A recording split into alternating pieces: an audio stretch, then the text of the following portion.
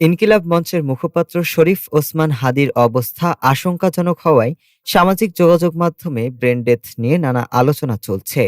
অনেকে বলছে হাদি নাকি ব্রেন ডেথ করেছে। তবে বাস্তবিক অর্থে ব্রেন ডেথ কি তা নিয়ে অনেকের মধ্যেই বিভ্রান্তি রয়েছে।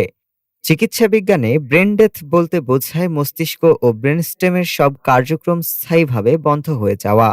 এ অবস্থায় ব্যক্তি নিজে থেকে শ্বাস নিতে পারে না, কোনো অনুভূতি বা প্রতিক্রিয়া দেখায় না এবং মস্তিষ্ক শরীরকে আর কোনো নির্দেশ দিতে সক্ষম থাকে না।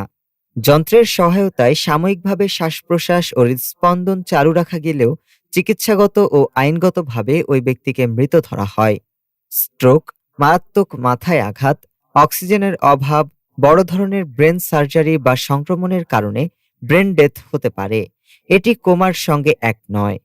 কোমায় থাকা রোগীর মস্তিষ্কে কিছু কার্যক্রম থাকে এবং অনেক ক্ষেত্রে তারা জ্ঞানেও ফিরতে পারেন, কিন্তু ব্রেন ডেথে ফেরার কোনো সম্ভাবনা থাকে না।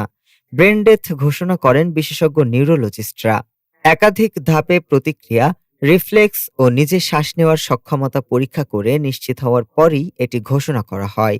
একবার ব্রেন ডেথ ঘোষণা হলে আইন অনুযায়ী সেটি মৃত্যুর সময় হিসেবে গণ্য করা হয়। ডেস্ক রিপোর্ট, আজ বার্তা।